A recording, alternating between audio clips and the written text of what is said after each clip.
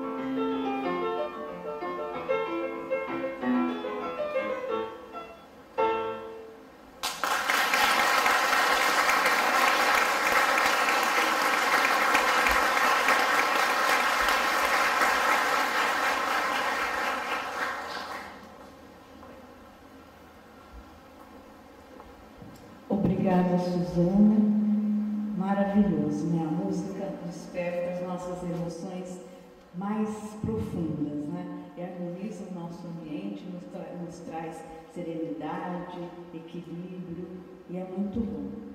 Bom, como nós fazemos em todas as nossas atividades da casa, nós iniciamos sempre com uma leitura do Evangelho, que vai ser feito pelo Djalma, e depois a prece de abertura, que vai ser pelo Cláudio. E depois eu apresento o nosso palestrante, Djalma.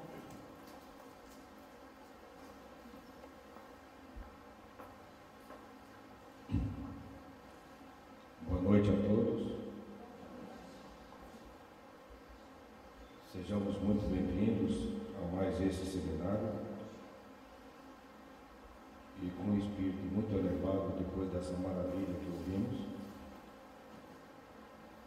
Vamos ouvir aquilo que o nosso Evangelho tem para nos oferecer. No capítulo 7, cujo título é Bem-aventurados os pobres de espírito, vamos ao primeiro item, cujo título é O que é preciso entender por pobres de espírito. Disse Jesus: Bem-aventurados os pobres de espírito, porque deles é o reino dos céus. Capítulo 5 de Mateus, versículo 3. A incredulidade se divertiu com esta máxima: Bem-aventurados os pobres de espírito, como com outras coisas, sem a compreender. Por pobres de espírito, Jesus não entende os homens desprovidos de inteligência, mas os humildes, e ele disse que o reino dos céus é deles e não dos orgulhosos. Os homens de ciência e de espírito, segundo o mundo, têm geralmente tão alta consideração de si mesmos e de sua superioridade, que olham as coisas divinas como indignas de sua atenção. Seus olhares, concentrados sobre sua pessoa, não podem se elevar até Deus. Essa tendência a se crer acima de tudo não os leva, senão, muito frequentemente, a negar o que, estando-lhes acima, poderia rebaixá-los, e a negar mesmo a divindade. Ou se consentem em admiti-la, contestam-lhe um dos seus mais belos atributos, que é a sua ação providencial sobre as coisas deste mundo, persuadidos de que só eles bastam para bem governá-lo. Tomando sua inteligência por medida da inteligência universal e se julgando aptos a tudo compreender, não podem crer na possibilidade daquilo que não compreendem. Quando pronunciaram seu julgamento, têm-no por inapelável. Se se recusam a admitir o mundo invisível e um poder extra-humano, não é, entretanto, porque isso esteja acima de sua capacidade, mas porque seu orgulho se revolta com a ideia de uma coisa acima da qual não podem se colocar e que os faria descer de seu pedestal. Por isso, eles não têm senão sorrisos de desdém por tudo, o que não é do mundo visível e tangível. Eles se atribuem muito de espírito e de ciência, para crerem nessas coisas, segundo eles, boas para as pessoas simples, tendo aqueles que as levam a sério por pobres de espírito. Entretanto, o que quer que digam, lhes será preciso entrar, como os outros, nesse mundo invisível que ridicularizam, quando seus olhos serão abertos e reconhecerão o seu erro. Mas Deus, que é justo, não pode receber na mesma categoria aquele que menosprezou seu poder e aquele que se submeteu humildemente às suas leis, e nem os igualar. Em dizendo que o reino dos céus é para os simples, Jesus quer dizer que ninguém é nele admitido sem a simplicidade de coração e humildade de espírito. Que o ignorante que possui essas qualidades será preferido ao sábio que crê mais em si do que em Deus. Em todas as circunstâncias, ele coloca a humildade no plano das virtudes que nos aproximam de Deus e o orgulho entre os vícios que nos distanciam dele. E isso por uma razão muito natural, de vez que a humildade é um ato de submissão a Deus, enquanto que o orgulho é uma revolta contra ele. Mais vale, pois, para a felicidade do homem ser pobre de espírito, no sentido do mundo, e rico em qualidades morais. Que assim seja.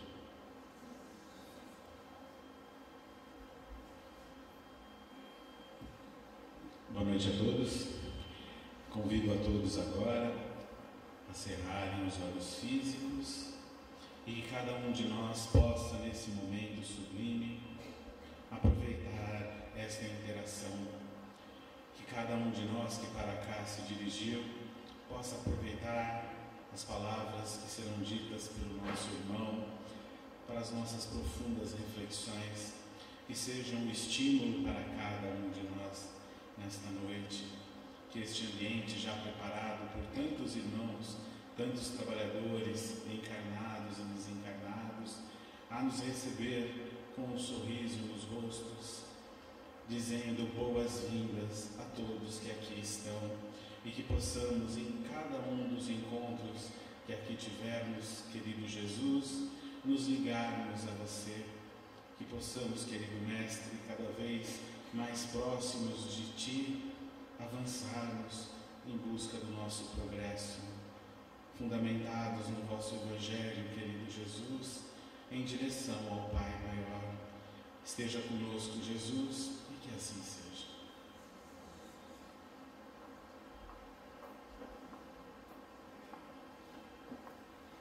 O tema do nosso seminário deste ano é Ciência, Filosofia e Religião, Novos Rumos. E a abertura dele, a palestra de hoje, vai ser feita pelo Sr. Milton Felipe, que ele vai falar sobre a feição filosófica da doutrina espírita. O Sr. Milton, ele é escritor, com alguns livros lá na nossa bancada. No final, se alguém se interessar, estão ali para serem vendidos. Ele é radialista, é expositor, é articulista, é colaborador do Centro Espírita André Luiz, do bairro da Moca, em São Paulo, e é participante do programa Transição, que é de onde a maioria de nós o conhece, né? E também do Projeto Kardec, e pela TV, pela internet. Então, conosco, agradecendo ao convite, ao nosso convite, nós estamos muito, mas muito felizes de tê-lo aqui conosco. Por favor.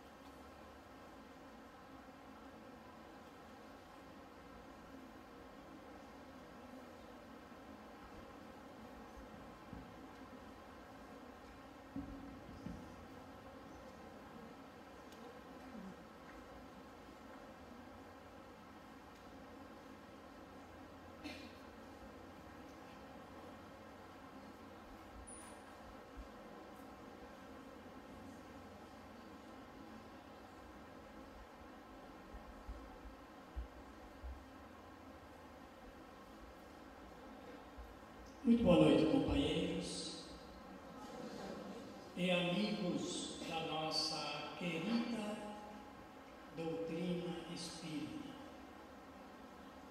Saúdo a todos, desejando-lhes paz e saúde, porque entendemos exatamente de paz e de saúde o que nós mais precisamos nesta presente encarnação. E precisamos de paz e de saúde para realizar todas as experiências que nós idealizamos para extrair novos conhecimentos para a nossa evolução. Porque, segundo o Espiritismo, evoluir significa aumentar cada vez mais o volume do conhecimento. Eu peço licença para repetir. De acordo com os ensinamentos da doutrina espírita, evoluir significa aumentar cada vez mais o volume do conhecimento. Segundo a ciência da aprendizagem, o conhecimento divide-se em duas áreas, o chamado conhecimento intelectual e o chamado conhecimento moral. O conhecimento intelectual é realizado através do armazenamento de todas as informações, pensamentos e reflexões que o espírito realiza durante toda a sua trajetória evolutiva. E o conhecimento moral é composto de todas as regras que o homem estabelece para poder conviver com seus semelhantes, porque moral significa regra de relacionamento entre os seres e varia de homem para homem, de família para família, de grupo social para grupo social, de mundo para mundo.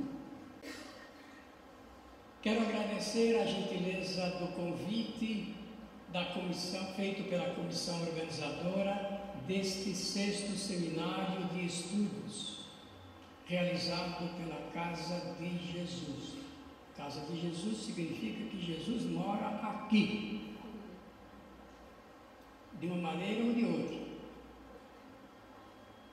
E o seminário de estudos deste ano propõe um tema referente a aspectos da doutrina espírita, teoria e prática, filosofia, ciência e religião, ou aspecto moral, como queiram.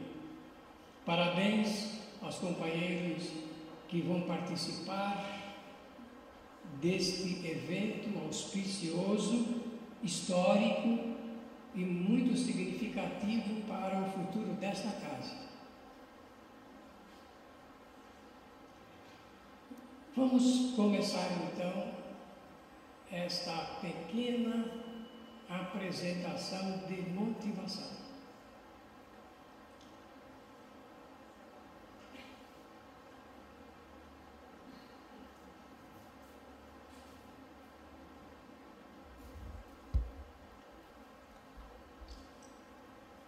Cabe-nos, nesta noite, desenvolver alguns itens neste roteiro ligado com a afeição filosófica da doutrina espírita.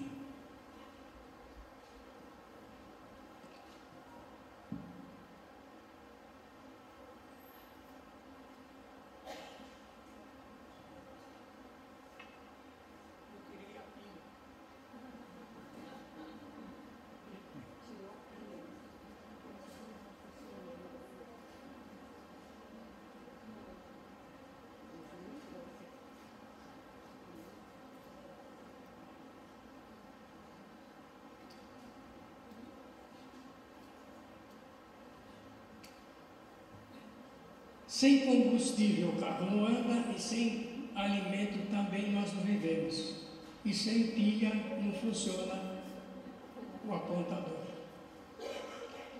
Vamos vamos começar esse estudo, como de boa recomendação didática, respondendo a esta questão. O que é filosofia?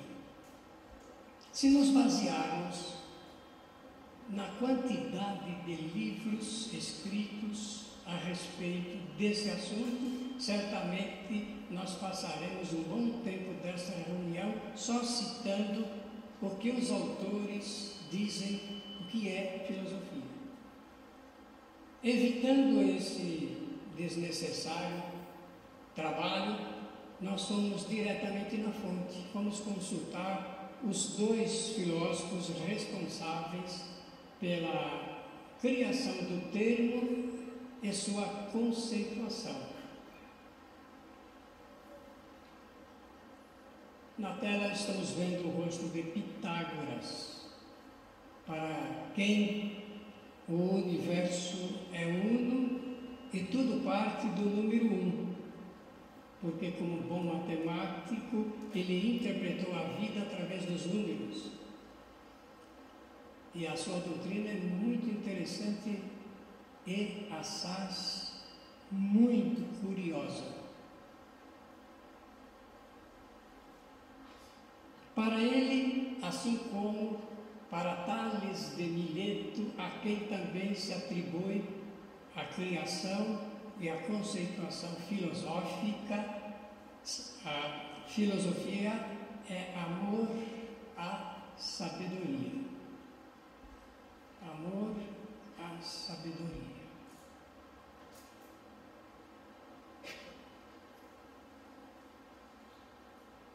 Isto é, o próprio pensamento do homem debruçado sobre si mesmo para investigar tudo sobre a vida. Se nós apanharmos os livros dos filósofos antigos, ou sobre eles tratados, nós vamos verificar que todos, de uma maneira ou de outra, todos procuraram examinar a origem da vida, o que é a vida. Alguns, inclusive, foram um pouco mais longe, numa ousadia sem tamanho, tentando explicar como é que funciona a vida.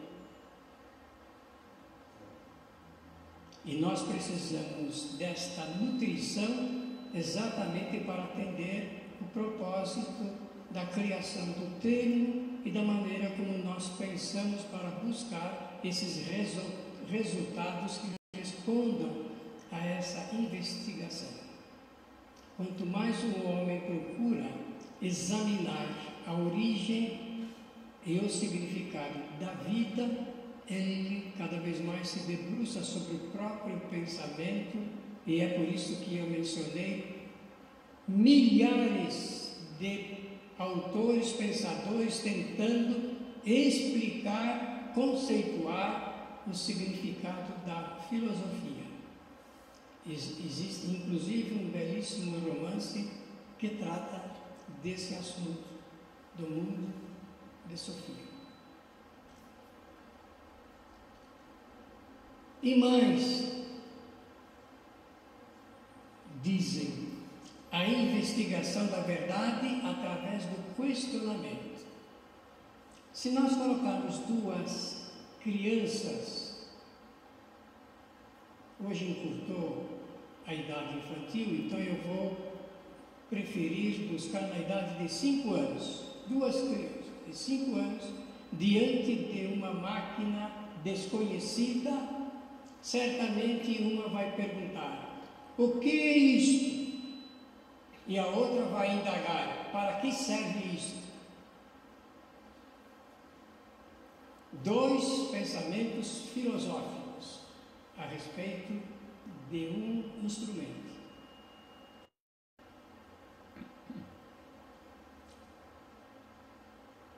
Para chegar à chamada síntese essencial do conhecimento, eu vou ter que, pelo menos 2 vezes, tocar nesse assunto durante a palestra para suscitar novas reflexões dos nossos queridos participantes do seminário.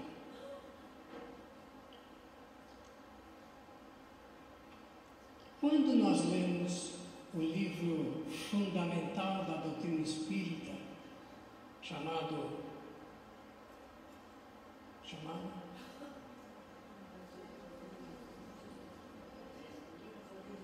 o livro dos Espíritos, não o livro dos homens, livro dos Espíritos. Quando nós terminamos a leitura, eu falei só leitura, não falei estudo. Para estudar, a gente deve, no mínimo, ler e refletir 8 vezes as 1.213 perguntas e respostas. Alguém poderá dizer, não, são só 1.019. Só que eu estou acrescentando as subperguntas que são inseridas por Allan Kardec na obra. Quando terminamos de ler esta obra fundamental da doutrina espírita, eu tenho ali a síntese essencial do conhecimento universal.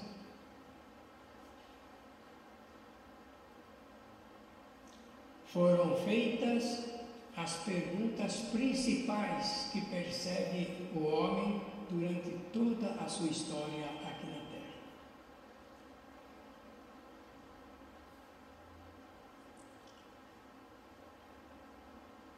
Um monumento muito conhecido no mundo inteiro. José de Herculano Pires, professor catedrático, quem sabe um dos maiores espíritas do nosso planeta, filósofo, disse que a sabedoria é filha do pensamento. A sabedoria é filha do pensamento. E o pensamento...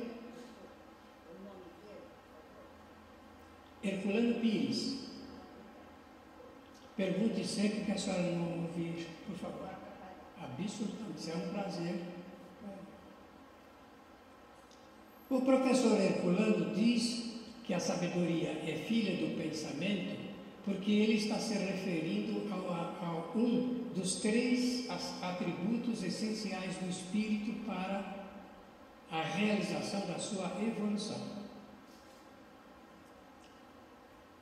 O primeiro atributo essencial do espírito, ensinado pelo Espiritismo, é a inteligência. O segundo atributo essencial é a vontade. E o terceiro atributo essencial do espírito é o pensamento. Inteligência, vontade e pensamento formam o conjunto de ferramentas do espírito para realizar as suas experiências para a sua evolução.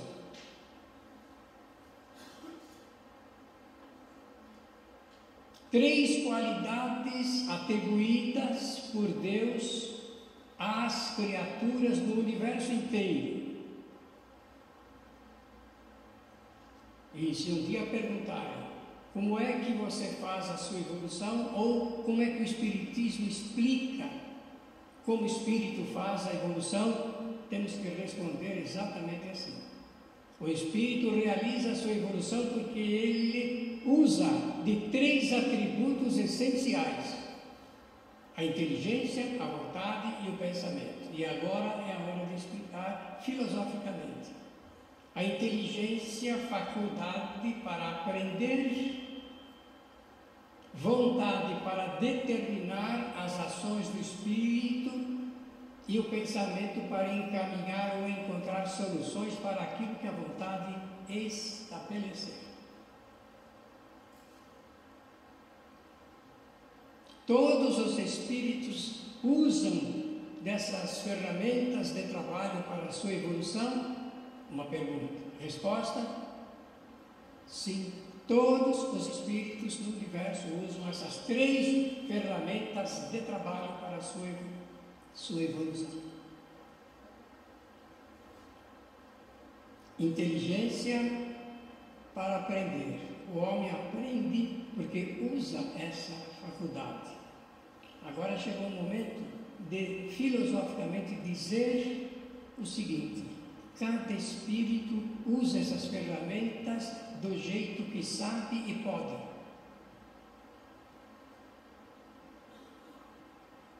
Quem usa mais e melhor a inteligência aprende mais e melhor. Quem usa menos e pior a inteligência aprende menos e pior. A mesma coisa a vontade, a mesma coisa o pensamento. Isso, por si só, já demonstra as razões de tantas diferenças entre os espíritos. Porque uns avançam mais e mais rapidamente e outros menos e mais lentamente.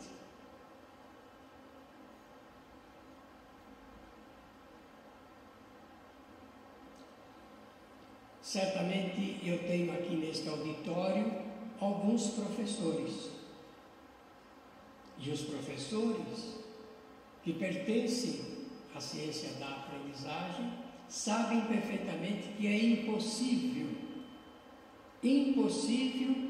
transmitir conhecimentos a uma classe, um número de alunos, todos no mesmo momento a respeito das mesmas coisas, porque cada um tem o seu ritmo de aprender, o seu perfil espiritual.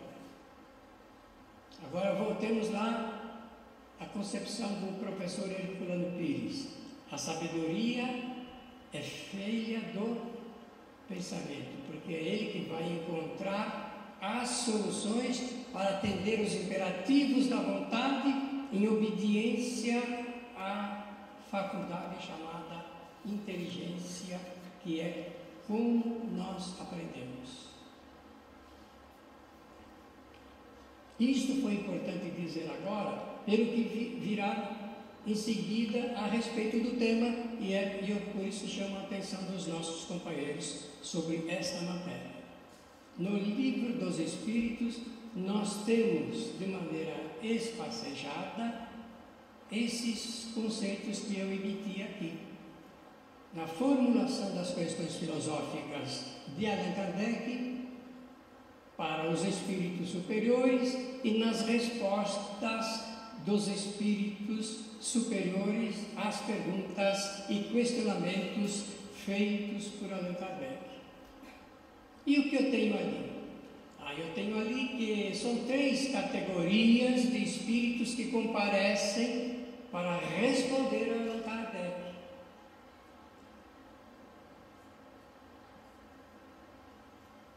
Os filósofos, os cientistas e os religiosos. É preciso repetir? Alguém estava distraído? Filósofos, cientistas e religiosos. E é fácil a gente perceber ou conferir quando é um ou quando é o outro que responde às indagações de Allan Kardec.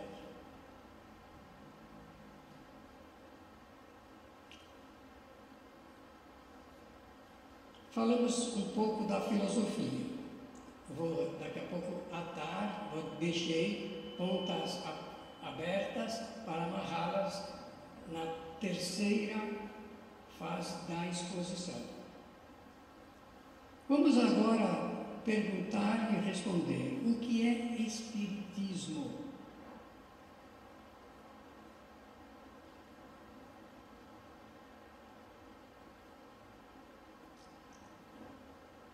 Aqui eu tenho o rosto, a capa do livro em edição portuguesa por uma das editoras que editam esta obra, que já caiu no domínio público e qualquer pessoa, qualquer instituição, qualquer grupo, qualquer editora pode editar, publicar.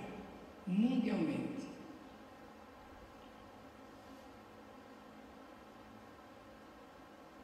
Penso que nós temos hoje mais de 20 editoras, mais de 20 tradutores desta obra que originariamente foi escrita no idioma francês.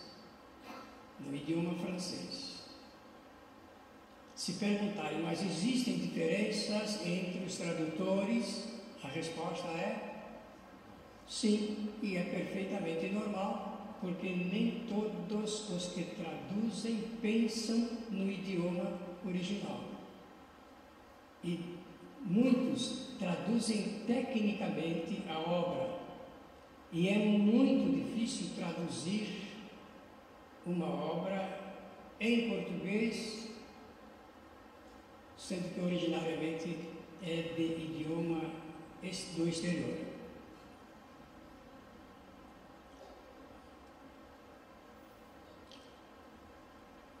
E se perguntarem, mas isto tem algum prejuízo cultural? A resposta é sim. O ideal seria que todos nós lêssemos no idioma original. Mas quase que a gente não lê nem no idioma português, imaginemos no idioma original. E curiosamente, a obra de Allan Kardec no Brasil foi lida no original primeiramente, porque só a elite da corte imperial poderia ter acesso aos livros de Kardec quando chegaram no Brasil. Só a partir de 1875, 76 é que essas obras começaram a ser traduzidas para o idioma português. Eu penso que essas informações estão sendo de boa valia aqui para os nossos irmãos. Do lado deste rosto da obra, nós inserimos a edição feita por Allan Kardec em 1860. Agora eu faço uma pergunta para a classe. Eu penso que eu tenho esse direito. Em que ano foi editado o Livro dos Espíritos?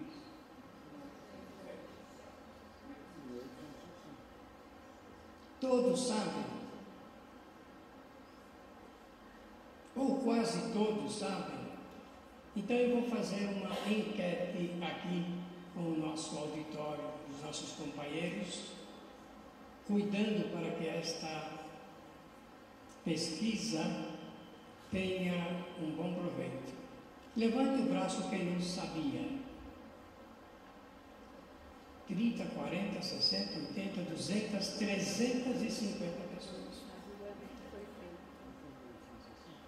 1857, no dia 18 de abril.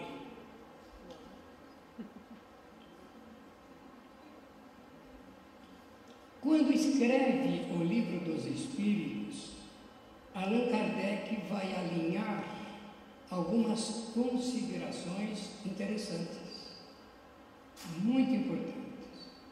A introdução ao estudo da doutrina espírita, feita a introdução por Allan Kardec dentro da própria obra, o pensamento debruçado sobre si mesmo, vai trazer informações preciosas para o estudioso da doutrina, assim como a sua conclusão.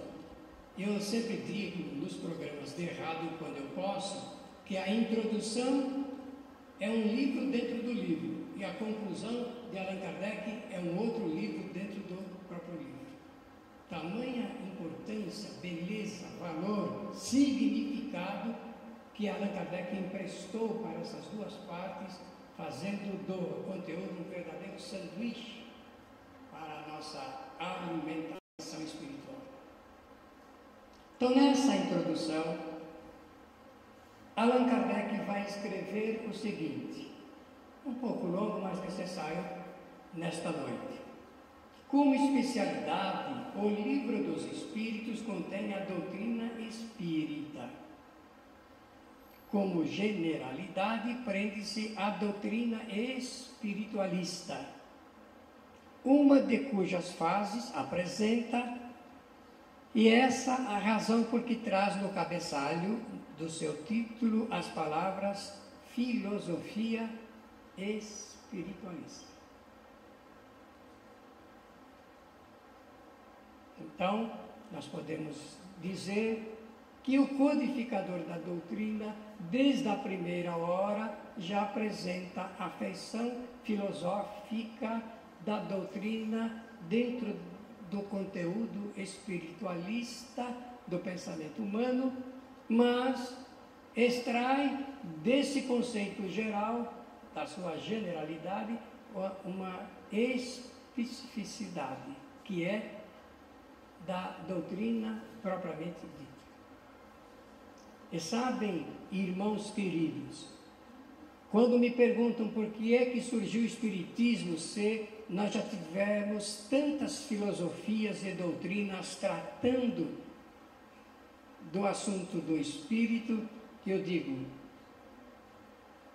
o Espiritismo nasceu em 1857 para explicar o funcionamento das leis naturais. Posso repetir? Eu acho que é sempre de boa didática a repetição, né? O Espiritismo surgiu no dia 18 de abril de 1857 para explicar como é que funcionam as leis naturais. Leis naturais, leis universais, leis do Criador, leis de Deus, leis divinas. Porque tudo no universo vive segundo as leis de Deus. Conceito filosófico da doutrina espírita.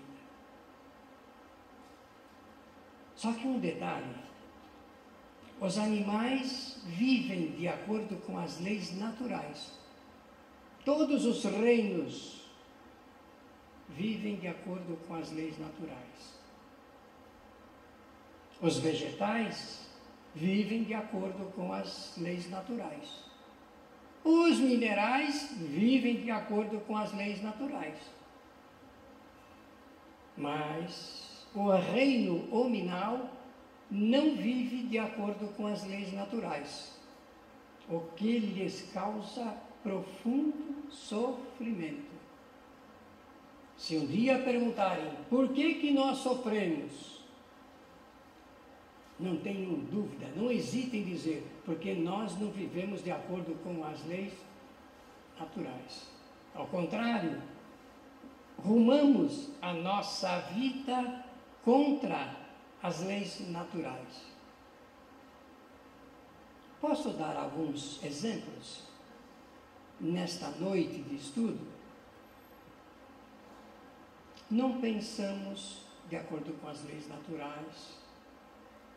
Não andamos de acordo com as leis naturais, não movimentamos o nosso corpo físico de acordo com as leis naturais, não comemos de acordo com as leis naturais, não dormimos de acordo com as leis naturais e não nos relacionamos também de acordo com as leis naturais.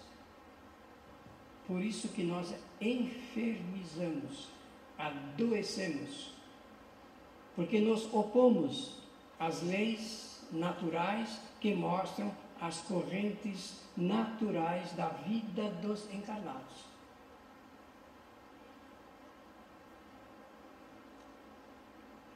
Mas, dentro desse quadro que hoje precisamos examinar, precisamos fazer esta afirmação. Allan Kardec, não foi um filósofo. Mas se ele não foi um filósofo, como é que surge, como é que ele dá condições do aparecimento de uma filosofia espiritualista na sua generalidade e espírita no seu sua particular feição. Daqui a pouco eu explico isso. Por quê? Porque Allan Kardec foi um educador. Existem duas datas de nascimento deste homem. A primeira é no dia 3 de outubro do ano de 1804, na cidade de Lyon, também na França. Nasce um menino que teve o nome de Hippolyte Denisard Rivail. Hippolyte Léon Denisard Rivail. Nome completo dele. É o que recebeu na pia batismal. Esse é o nome do homem que vai ser mais tarde um grande educador na França, um pedagogo, autor de livros, autor de proposta para a formação de um programa de instrução pública de todos os alunos franceses. E que mais tarde vai ter que adotar um pseudônimo por solicitação, quase que uma imposição. Quando chega aos 50 anos de idade e se vê obrigado a fazer uma mudança no rumo da sua vida, porque da escola, onde ocupava a posição de mestre juntamente com sua esposa, ele vai se ocupar de uma outra escola, porque através das pesquisas que ele foi obrigado a realizar, daqui a pouquinho falaremos delas, ele constatou a evidência de uma população invisível.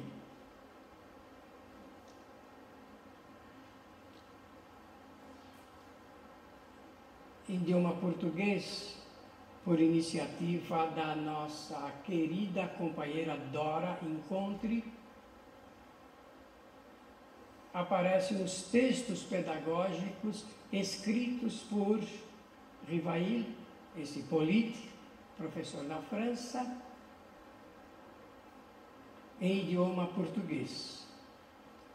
Edição anterior, edição atualizada dessa obra importantíssima a respeito da fase pedagógica de Allan Kardec.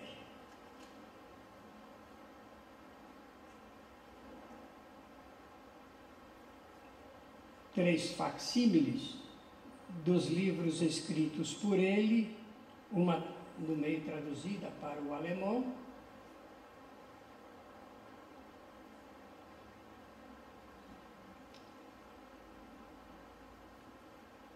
e que dá chance de observarmos o cuidado de um homem voltado à pedagogia, uma ciência que tem como escopo fundamental orientar a educação.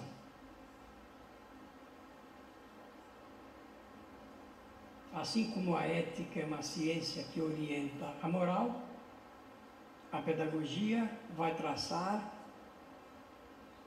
rumos para a educação. Por que eu estou mencionando isso?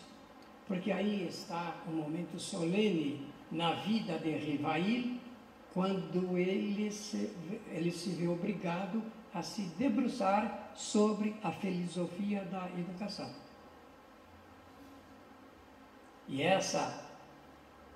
esse conteúdo, com absoluta certeza, ele vai despejar em todos os textos que compõem quando está redigindo a doutrina espírita. Porque Rivail havia sido aluno do maior educador que o mundo já conheceu, Jean-Henri Pestalozzi. E ali na cidade de Verdun, na Suíça, ele vai receber esse conteúdo filosófico da pedagogia para a transmissão de conhecimentos e essa transmissão para a educação. A parte executiva do que está, que cabia muito bem dentro da teoria. E quando ele escreve, eu faço um convite aos irmãos que me ouvem, já existem em português esses textos. Eu peço que conheçam essa obra para que nós valorizemos ainda mais o trabalho feito por Allan Kardec dentro da doutrina espírita. Por isso nos causa surpresa muito grande, admiração, quando alguns companheiros desavisados, querem trazer uma informação de que Allan Kardec está ultrapassado nos ensinamentos filosóficos, científicos e morais do conteúdo da doutrina espírita.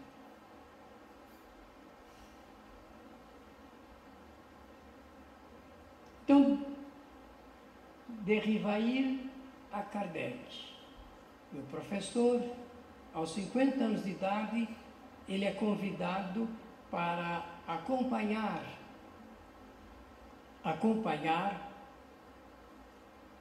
observar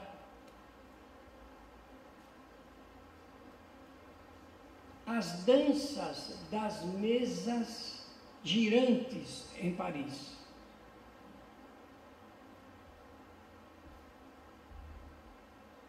Mesas que em certas reuniões se movimentavam e a partir de alguns momentos de rotação se elevavam e batiam, transmitindo através de sinais convencionados as mensagens e as comunicações de inteligências fora da matéria. Paris, a burguesia de Paris se reunia para deleite e fazer perguntas àquela mesinha que ingenuamente atendia ao propósito daquelas perguntas. Você poderia dizer com quem vai casar a minha filha? Será que eu terei sucesso nos meus negócios? Terei a sorte de ganhar na loteria? Eram estas as perguntas que eram feitas em Paris por ocasião do aparecimento dessas mesinhas que giravam, dançavam e atendiam os interesses da burguesia parisiense. Mas quando surge nesse cenário a figura deste homem, deste pedagogo, deste professor, deste educador, com todo aquele conteúdo aprendido lá em Verdun, sob a orientação de Jean-Henri Pestalozzi, a coisa muda de figura. Porque dessas perguntinhas sem nenhum sentido, ali aparece alguém para fazer investigações. Primeiro, eu quero saber quem é que está respondendo essas perguntas, porque eu entendo que uma mesa não tem nervos para se movimentar e muito menos cérebro para pensar e responder as perguntas. E com o seu olho perscrutador, ele vai investigar. Não vai aceitar, porque aprendeu lá com Pestalozzi que o espírito tem que ser investigativo, ele tem que usar de um recurso de método ligado à ordenação do pensamento para fazer conclusões racionais. Esse método lá em Verdun, na Suíça, ensinado por Pestalozzi, atendia totalmente o que no século XVII havia sido ensinado por René Descartes. É por isso que hoje os espíritas estudiosos sabem que Kardec era cartesiano. Cartesiano porque ele desenvolveu, como René, um método, e é esse o título do livro do célebre francês, matemático, geometra, René Descartes. Como usar o pensamento para aprender? Olha, amigos, isso que eu estou falando é da mais alta importância para esse simpósio, para esse seminário. Porque nós temos que aprender a usar o pensamento para filosofar. Ele não foi filósofo, embora muitos teimem em dizer que o René era filósofo, entendemos que não era filósofo. Desenvolveu uma doutrina e, como matemático, foi pela própria necessidade da elaboração matemática de explicar as equações, foi aprendendo uma coisa sensacional para o pensamento humano. A primeira, jamais devemos aceitar como verdade qualquer coisa sem a sua devida comprovação.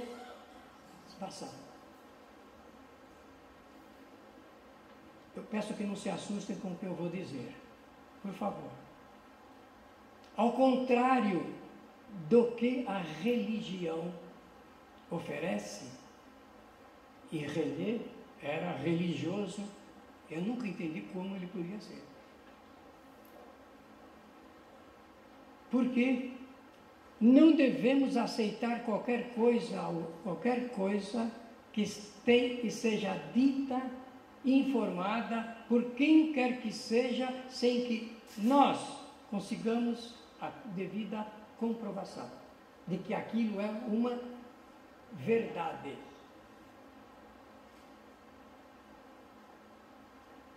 Ah, mas aquele espírito tem uma autoridade muito grande, mas ele não tem autoridade para tirar o meu livre-arbítrio de buscar a comprovação do que ele está dizendo ou afirmando.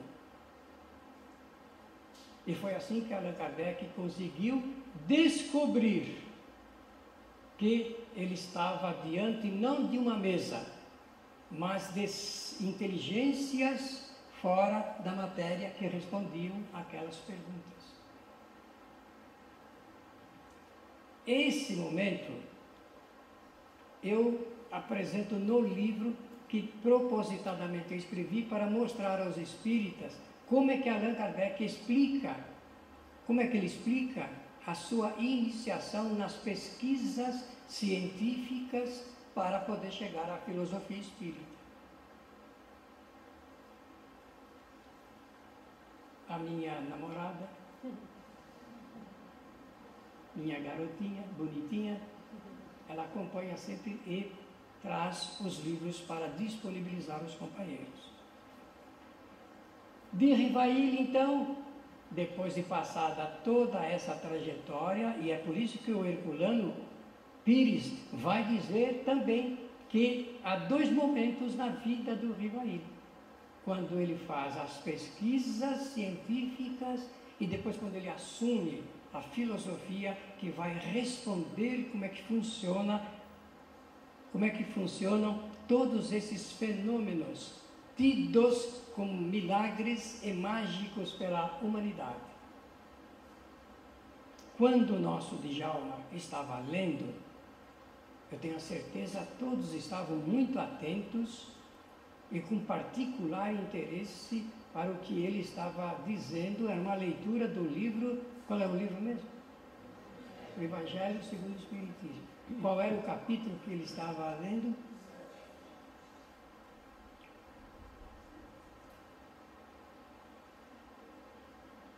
Ele estava falando do quê? De uma frase supostamente dita por Jesus de Nazaré. Que frase era esta? Bem-aventurados os pobres de espírito. Por que eu estou falando isso?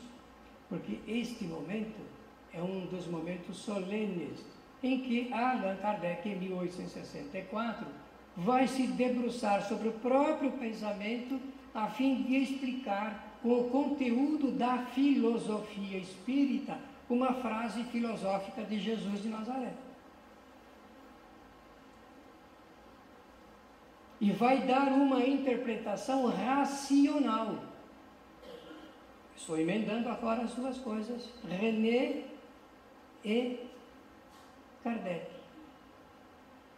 Frase racional, claro, porque, meus amigos, quantas vezes vocês ouviram isto nas igrejas?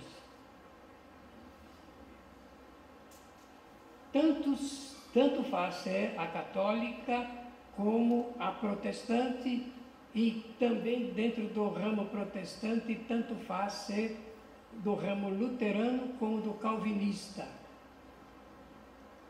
Tanto faz. A interpretação é a mesma que foi dada por Allan Kardec no livro Evangelho segundo o Espiritismo. É a mesma, meus irmãos. Silêncio na plateia. Por que os irmãos não falam? Por quê? Meus amigos, não é a mesma coisa. Não é a mesma coisa. Uma é uma forma religiosa de interpretação. A outra é uma forma racional e filosófica de interpretação de uma frase supostamente dita por Jesus de Nazaré. Por que eu estou falando supostamente dita? Porque esta frase é atribuída por 4 redatores que compõem os 4 textos chamados o Evangelho segundo Mateus, Marcos, Lucas e João. Mas Allan Kardec está fazendo uma interpretação racional do que foi dito ali. Bem à moda do René Descartes. Então nós vemos aqui o encontro desses dois personagens, que nós, os espíritas, não podemos desconhecer. Nós temos que nos envolver cada vez mais, não apenas para dar maior significado daquilo que nós fazemos em nome da nossa doutrina, como maior ainda, como um reforço interior para melhorar a nossa qualidade de vida espiritual.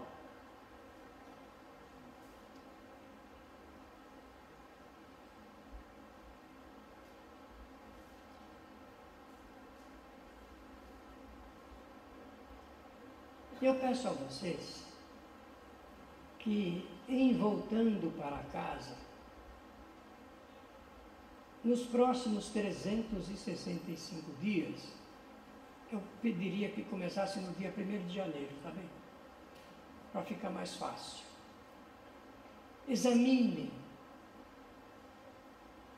o modus operandi do pensamento de cada membro da sua família. Eu vou traduzir em miúdos.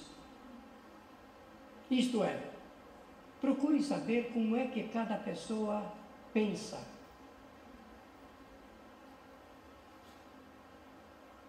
Mas isso é importante? O que vocês acham, meus irmãos? Sim. É importante saber como cada um pensa? Sim ou não? Se for sim, é 0800 212. Se for não, é 0800 213. Por que é importante nós sabermos como é que as pessoas pensam? Porque fica mais fácil entender como é que elas se sentem também. Como? É mais fácil a convivência. Para poder criar uma convivência mais salutar. Porque se nós não entendermos como as pessoas pensam, nós vamos imaginar que elas pensam exatamente como nós pensamos. E eu quero fazer aqui uma afirmação categórica. Neste auditório, nós não teremos duas pessoas que pensam da mesma maneira.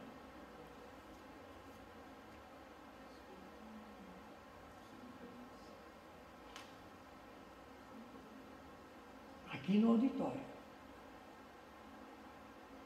Também acontece isso da nossa casa, porque aqui é uma caixa de ressonância. O que está lá, nós podemos dizer que está aqui. É a mesma coisa do que enfiar aquela barquinha de metal em um saco de feijão. Já viram como é que se extrai a qualidade dos feijões? Todos já viram? Não viram? O extrator, ele enfia essa barquinha, fura o saco de feijão e puxa. O que ele tem naquela barquinha é a qualidade que está ali dentro. É uma amostra. Uma amostra. Então eu posso fazer filosoficamente 2 momentos de observação. Dizer que o que nós temos aqui nesta sala, nesta noite, é o que está lá dentro da nossa casa. Aí eu inverto e digo que o que está lá é a mesma coisa do que está aqui. Qual foi a pergunta que eu fiz? Tem 2 pessoas que pensam da mesma forma. Eu não estou sentindo aqui firmeza no auditório, sinceramente não estou. Meus amigos, cada um é diferente do outro.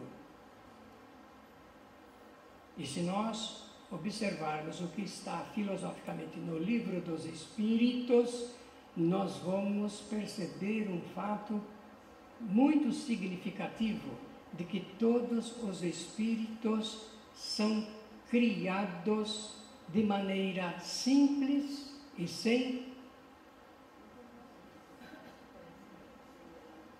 Alguém falou aqui, sem conhecimento.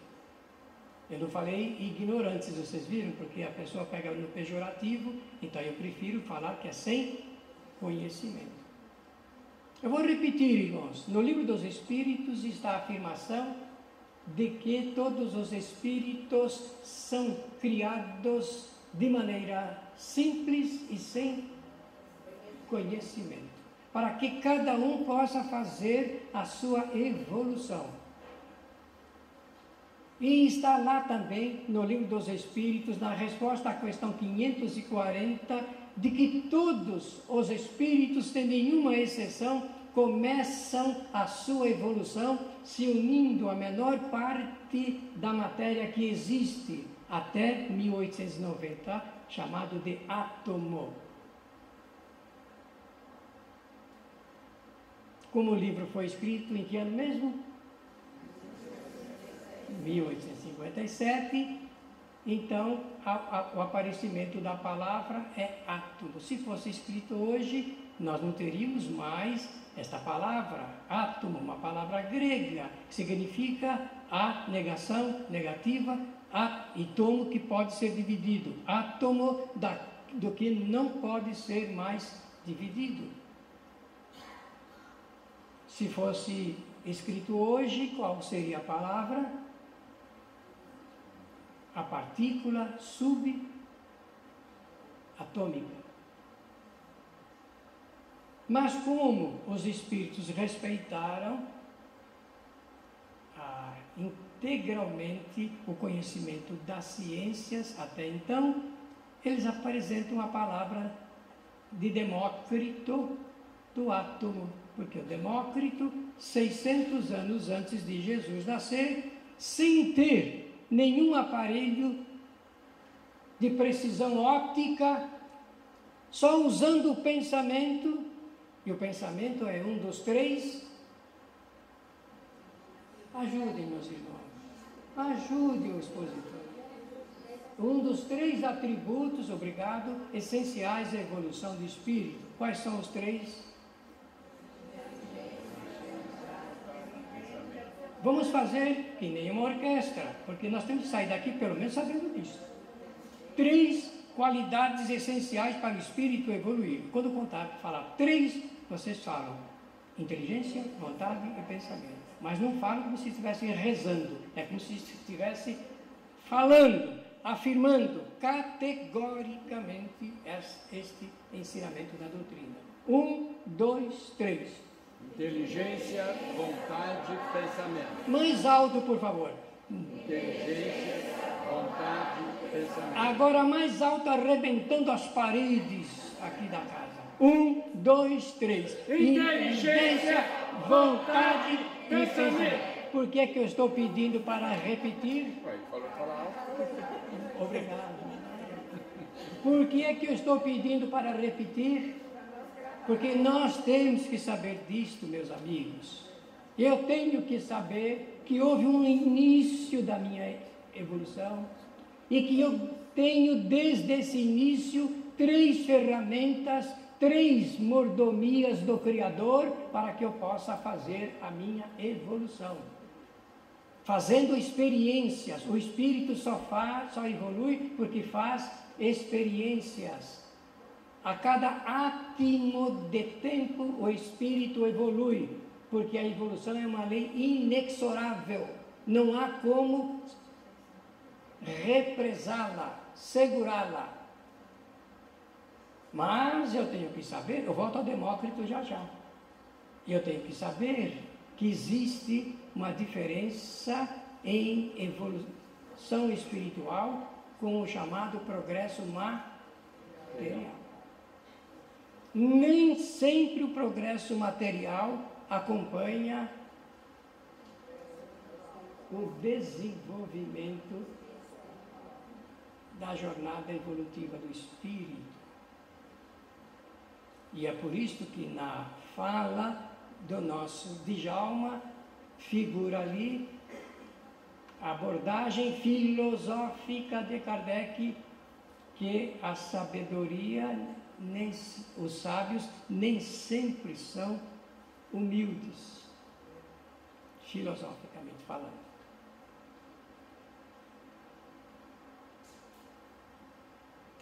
Demócrito apresentou ao mundo o resultado da sua teoria idealizada sobre a matéria. Nós deveríamos ter um pouco mais de intimidade com este filósofo cientista. A filosofia nasce primeiro do que a ciência. Nem sempre a ciência consegue alcançar o resultado do ensinamento moral para o espírito. Mas, depois da ciência, ato contínuo, o mundo conhece o desenvolvimento da tecnologia, que nem sempre está a serviço do progresso espiritual. É avassaladora. A tecnologia, ela cria um movimento revolucionário da utilização. Lembram-se do que eu falei das 2 crianças de 5 anos? Porque o homem hoje, adulto, não consegue acompanhar o rápido desenvolvimento da tecnologia. Principalmente da tecnologia a serviço da informação, porque nós estamos sendo bombardeados pelas informações, num volume tal que ela já está perturbando parte da humanidade. E o príncipe Charles, da Inglaterra, fazendo um discurso, uma preleção para 1000 alunos de Cambridge. No meio da palestra, levanta a seguinte pergunta: gostaria de saber para onde estão nos levando a ciência e a tecnologia. Agora eu fecho, que eu deixei lá atrás aberto, porque nós temos que entender como é que funciona esse assunto ligado com o desenvolvimento moral. Dentro do aspecto filosófico, o Espiritismo apresenta não um diagnóstico, mas uma paisagem de como o mundo pode progredir se o homem realmente aceitar a nova filosofia de vida. Como Jesus de Nazaré iniciou um movimento de libertação da ignorância pelo amor e o conhecimento, tanto que ele diz: conhecereis a verdade e a verdade vos libertará. É necessário conhecer a nossa realidade espiritual. Eis a razão pela qual o Espiritismo contribui com a humanidade, explicando como funcionam as relações do espírito com a matéria. Eu estou indo bem?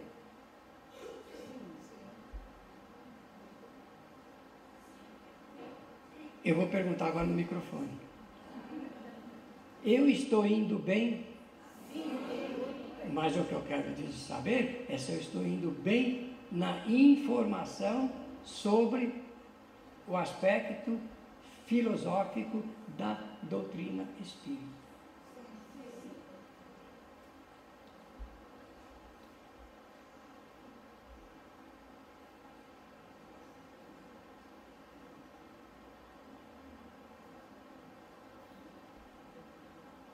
Kardec partiu das pesquisas científicas, como nós vimos aqui, nesta noite, e vai chegar a conclusões filosóficas. Mas era necessário que a ciência servisse de base para o desenvolvimento racional de um fenômeno e o seu questionamento. E o pensamento debruçado sobre si mesmo trouxe as respostas que eram necessárias. Allan Kardec interpretou os resultados da pesquisa científica. O primeiro resultado é este: o espírito existe. Podemos chamá-lo de alma ou espírito. Mas eu vou preferir chamar de espírito na sua generalidade e quando ele está não mais vinculado à matéria existencial. E vou chamar de alma enquanto não ocorrer definitivamente o rompimento fluídico do espírito com a matéria. Quando chegar o nosso derradeiro dia. E eu gostaria de fazer aqui uma declaração. Todos nós vamos morrer. Sério? E vamos desencarnar, como diz a doutrina espírita. Nada levaremos do mundo material. Mas eu gostaria de pelo menos levar uma das minhas 10 casas. Não, não pode. Nem uma roupa que eu gosto tanto, nem o meu carro que eu adoro, porque a gente sabe que hoje nós vivemos a obsessão pelo automóvel. Não. Nem uma agulha, nem uma agulha. Só levaremos desta vida o conhecimento adquirido e as boas amizades granjeadas.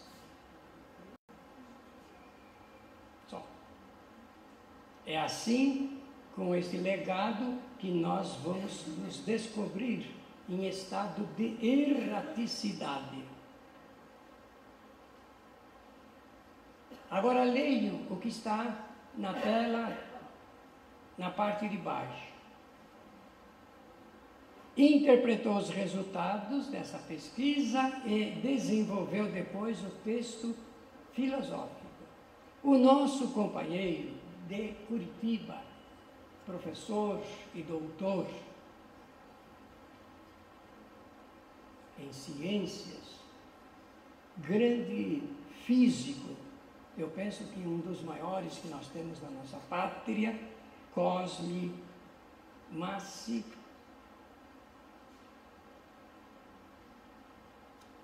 oportunamente escreveu um livro intitulado Compreender Kardec.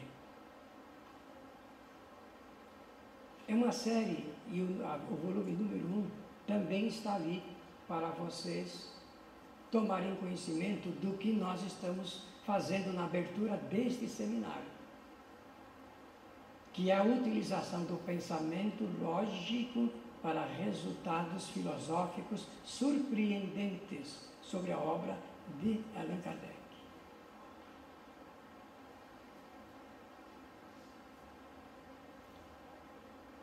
A ciência como base, primeiro degrau dessa escala e dessa escada,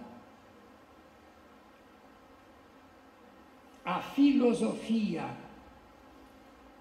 como concepção, inclusive no aspecto moral, e a própria moral como resultado de todo o trabalho iniciado anteriormente. E ele vai dizer então, reconhece-se o verdadeiro espírita pela sua transformação moral. Eu repito, porque é necessário didaticamente repetir. Reconhece-se o verdadeiro espírita pela sua transformação moral. Eu vou traduzir numa linguagem bastante simples, irmãos. Não adianta ser espírita com muito conhecimento se no aspecto moral nós não mudarmos, não modificarmos para melhor. Porque existem certos pontos que a doutrina apresenta e qualifica, extraídas dos ensinamentos morais de Jesus de Nazaré, que por sua vez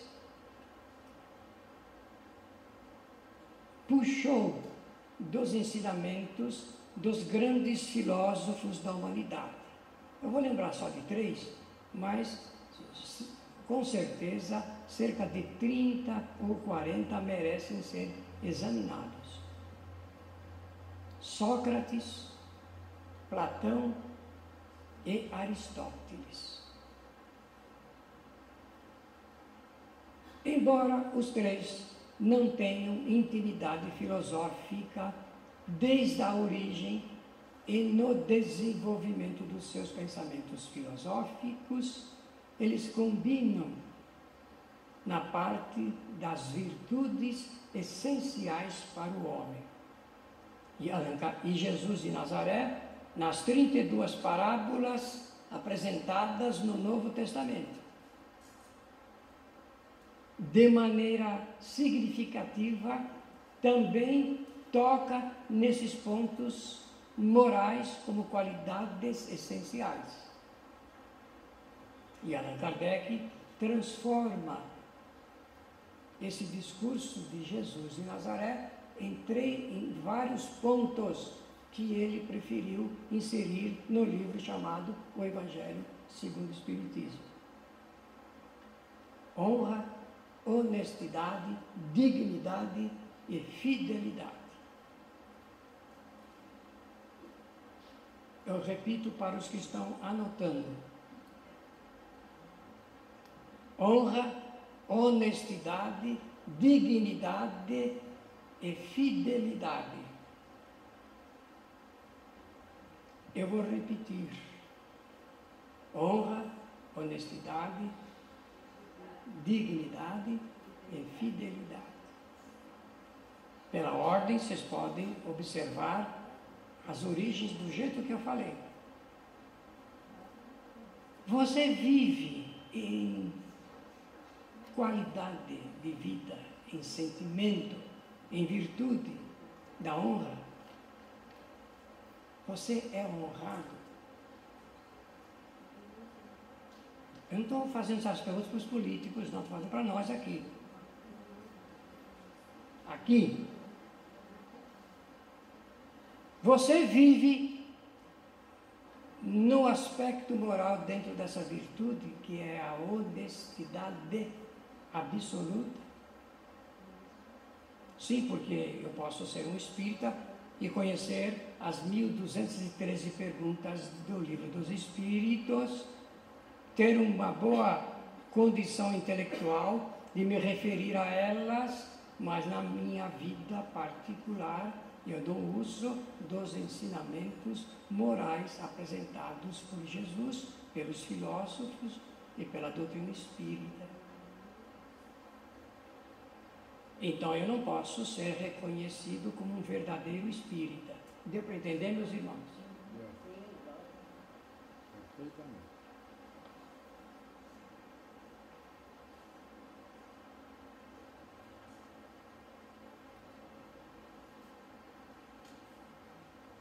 O Livro dos Espíritos, portanto, aí a figura de Allan Kardec já não é mais aquele homem de 50 anos, quando ele começou a sua trajetória, já está chegando ali em 1869, e é quando ele vai partir. O resultado de todo esse trabalho, do ponto de vista filosófico. O Livro dos Espíritos é, pela sua natureza, um tratado de filosofia de vida. Ali nós temos respostas as mais diversas, completas, muitas, para dar provimento à essencialidade do nosso questionamento sobre a vida. E sabem o que a cada dia eu posso comprovar? Entro e saio do centro espírita quase que diariamente, menos este ano devido à Copa do Mundo. Os centros espíritas pararam as palestras públicas por causa da Copa. Então é um ano que eu fiz poucas palestras, não cheguei ao número de todos os anos, que é a palestra de número 100. Cheguei de 70 palestras. E a última farei no domingo de manhã deste ano. E eu observo que tem espírita que, apesar de tanta divulgação, comparecem às palestras, batem palmas, tecem elogio aos oradores, mas espíritas que ainda têm muitas dúvidas, que estão ali, no bojo dos ensinamentos da doutrina. Será que eu terei uma outra vida mesmo?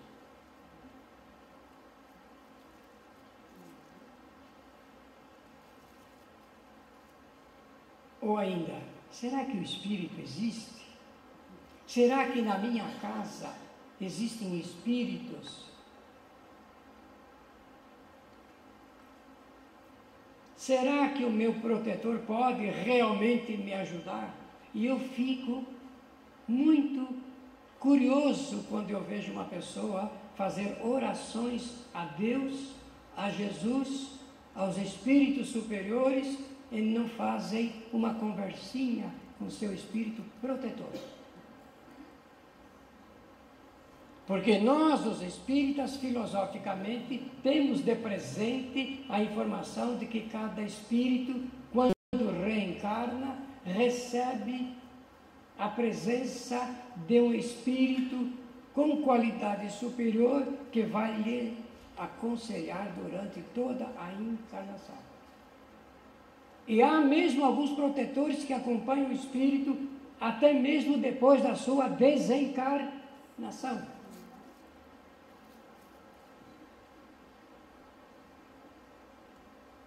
Não é curioso para vocês isso? Eu não sinto firmeza nesse auditório. Eu sinto.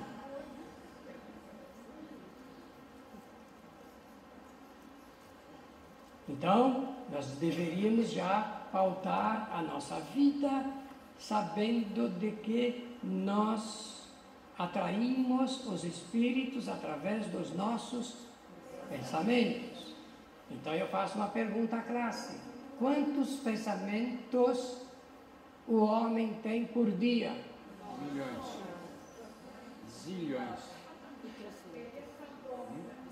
Segundo uma pesquisa internacional feita por uma agência norte-americana há 5 anos atrás, evidenciou-se que uma pessoa tem, em média, cerca de 60 mil pensamentos.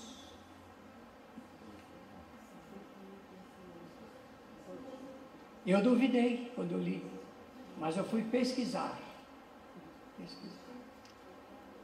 O senhor exagerou, mas chegou perto. O fato é que nós temos muito mais do que isso. E o Espiritismo diz que nós nos ligamos aos espíritos através da qualidade dos nossos pensamentos. Quando os pensamentos são bons, nós nos ligamos aos espíritos bons. Quando os pensamentos são maus, nos ligamos aos espíritos maus. Então, nós já deveríamos ter aprendido que os espíritos que nos acompanham e que vivem e convivem conosco dentro de casa estão na razão direta da qualidade dos meus e dos pensamentos dos meus familiares. Eu precisaria pedir no centro espírita para que desse um jeitinho e afastassem os espíritos de lá que estão nos atrapalhando? É uma pergunta. Resposta: não. É pedir, sugerir, ensinar as pessoas da minha casa a terem bons pensamentos. Ensinamento filosófico do Espiritismo, que se conduz na prática por uma feição de ordem pragmática. Todas as pessoas que pedem ajuda dos espíritos, pedem porque não tem padrão bom nos seus pensamentos. Assinado Espíritos Superiores. Não é o meu.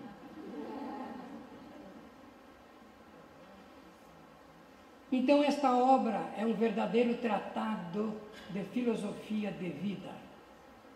Podemos conduzir a nossa existência pelas boas orientações dos espíritos bons, como estes que aqui se encontram nesta sala. Enquanto eu falo, eles trabalham, transmitem fluidos salutares, reconfortadores, sustentadores, apoiadores e até mesmo curadores.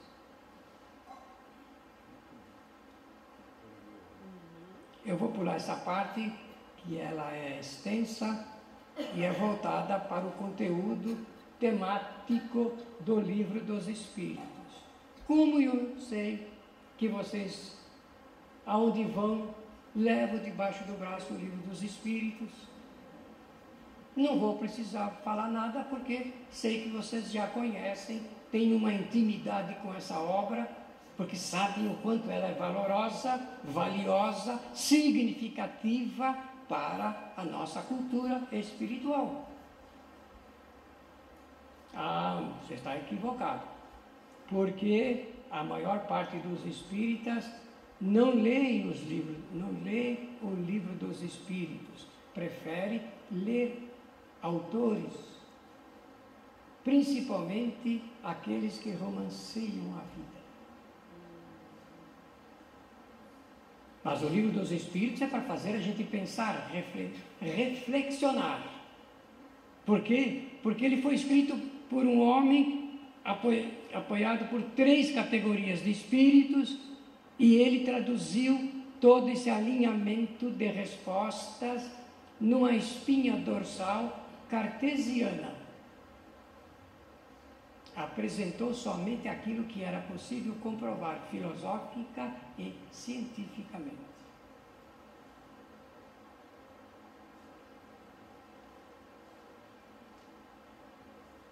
O livro dos Espíritos é um tratado de filosofia de vida. As respostas são superiores,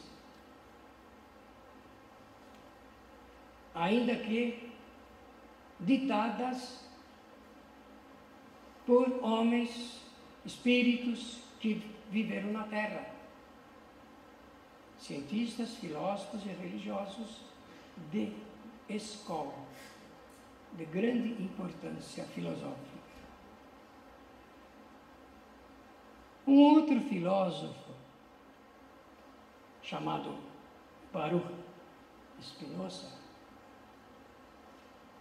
também escreveu uma obra para tratar de filosofia de vida, mas essencialmente fazendo um questionamento sobre Deus. E ele começa no seu tratado filosófico falando sobre Deus, apresentando uma pergunta que é a mesma feita por Allan Kardec. Pergunta de número 1 do Livro dos Espíritos. Ganhará um abraço quem lembrar-se desta pergunta. Então vamos, já vi que alguns sabem. Fala a senhora primeiro. A senhora está dizendo o que é Deus. E a senhora também. Quem mais?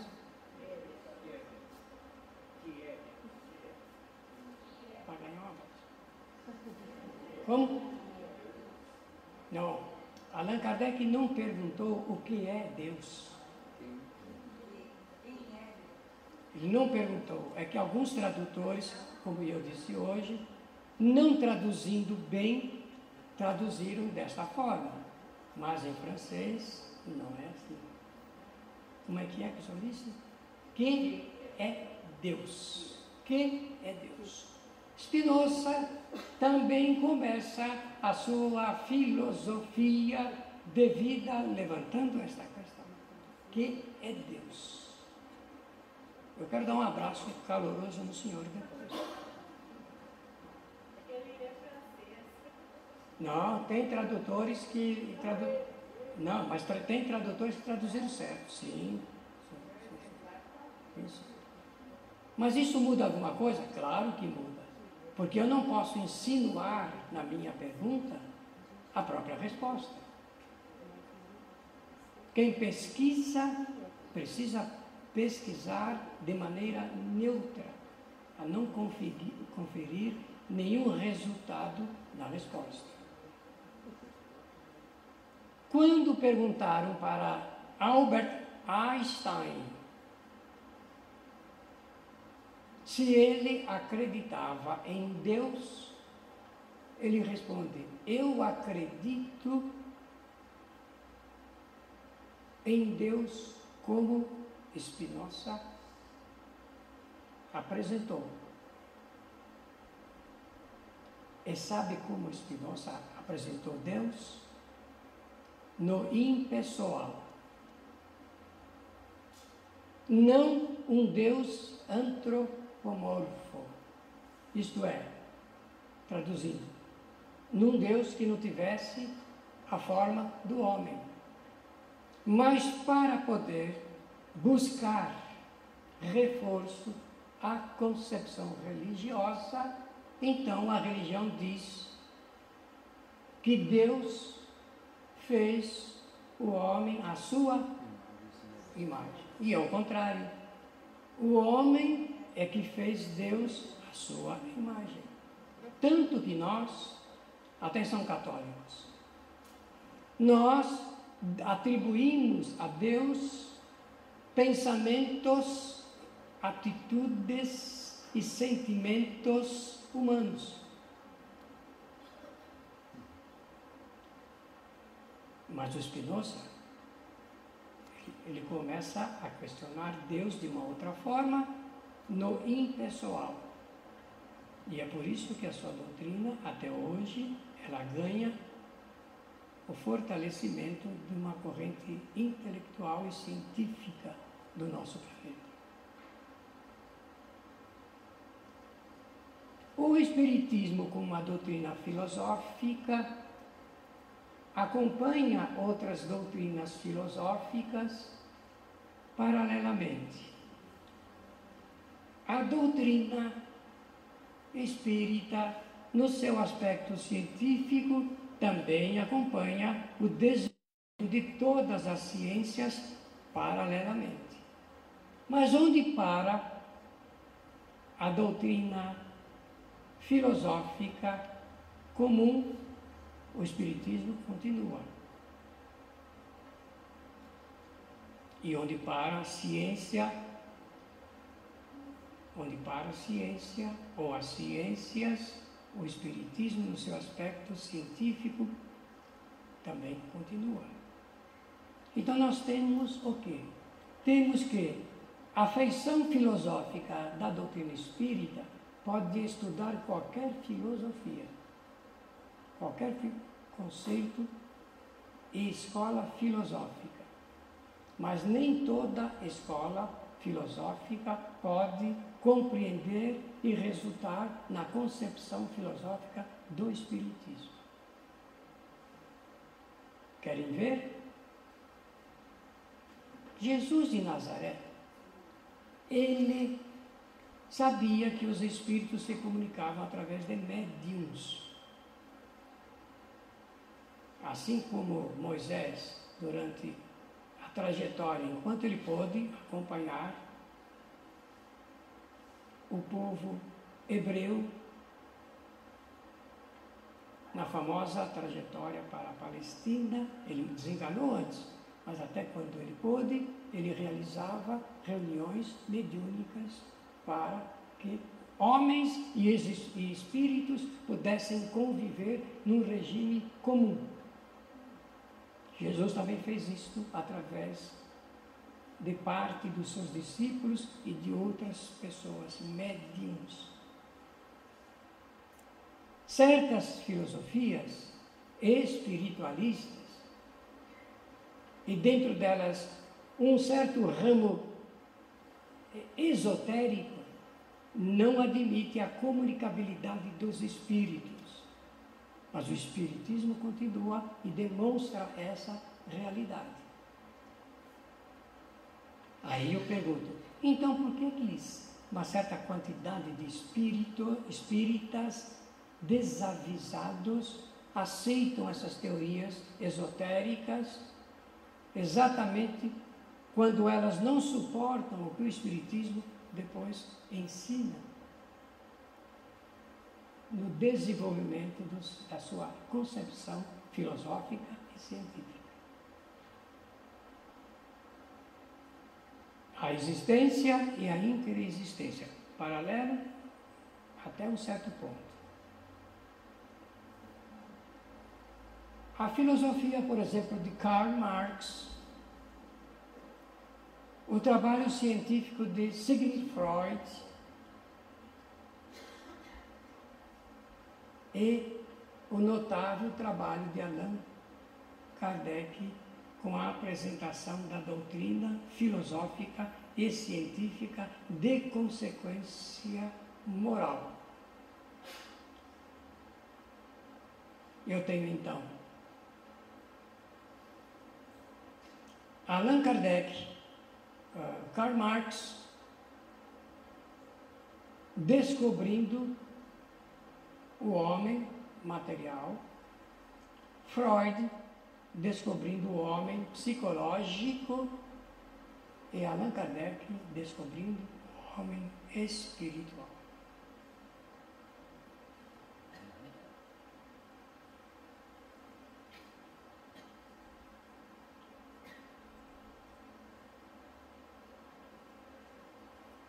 E José de Herculano Pires, então, para encerrar o seu estudo sobre a matéria, escreve: o Espiritismo é a síntese cultural do nosso tempo.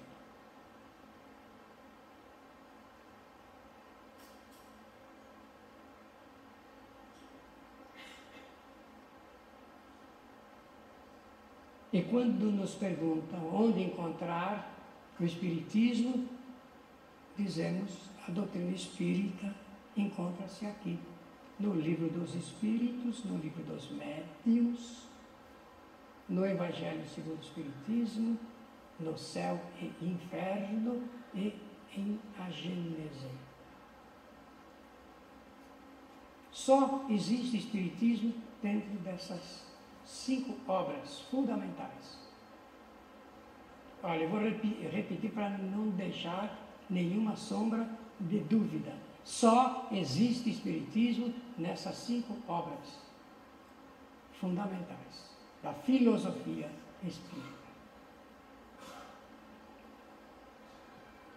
Cabe perguntas? Não. Pela generosa atenção de todos, eu fui pontual. Olhe lá para trás. Muito obrigado. Bravo!